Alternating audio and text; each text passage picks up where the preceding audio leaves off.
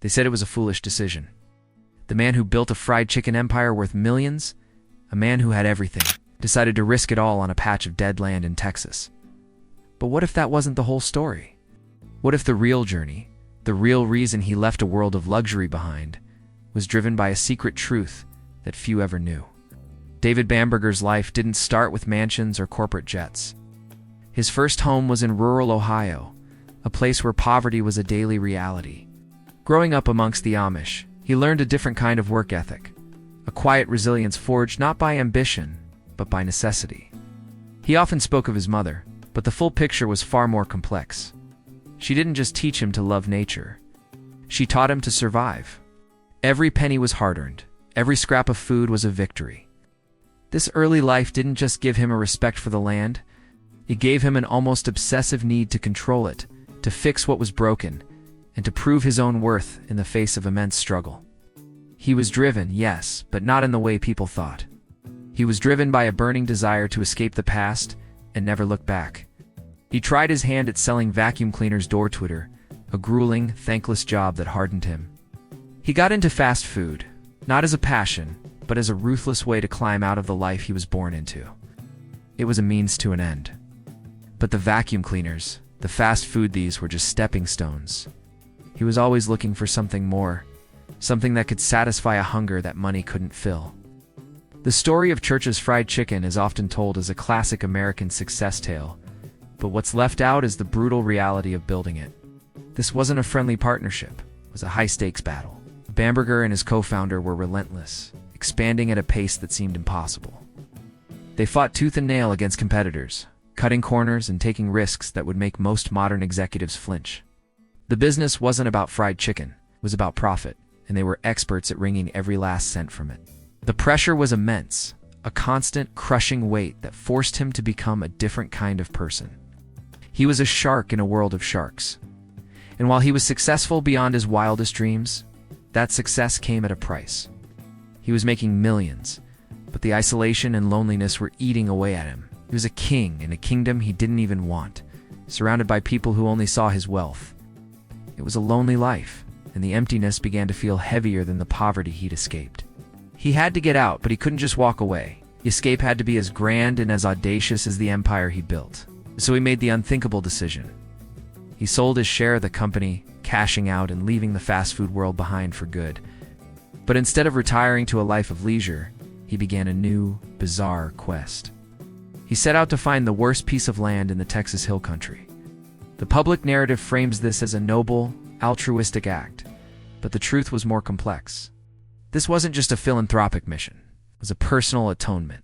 It spent years in a world of greed and consumption, and now he was going to dedicate his life to creating something out of nothing, to bringing life back to a place that everyone else had given up on.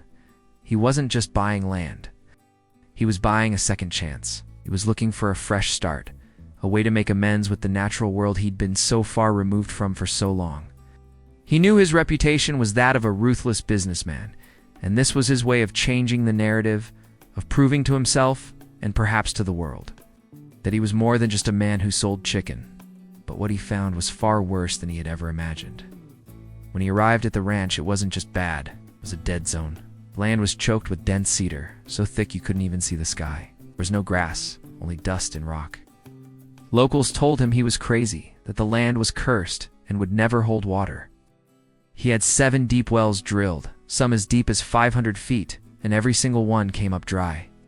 A driller even told him there was a massive cavern underneath the land, an auditorium that was completely empty. This wasn't just a problem, it was an impossible paradox. How could a landscape full of potential water-holding caverns have no water? It was a mystery that haunted him, a silent question that hung over his every move.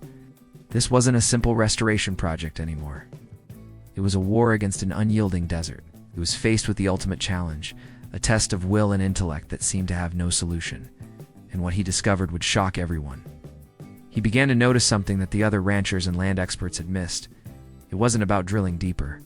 It was about what was on the surface. He came to the radical conclusion that the very thing covering the land, the dense cedar, was the problem. It was an idea so simple, it was revolutionary. Cedar was soaking up all the moisture and preventing rainfall from ever reaching the soil. His solution? Started a massive, costly, and deeply unpopular project to clear out the cedar and replace it with native grasses. People laughed at him. He said he was wasting his money, that he was trying to grow something that wasn't meant to be there. But he knew something they didn't. He knew that the root systems of the native grasses were the key. They were the secret ingredient, the missing piece of the puzzle, that would finally allow the rain to percolate into the ground. It was a gamble of epic proportions, a last-ditch effort that could have left him with nothing.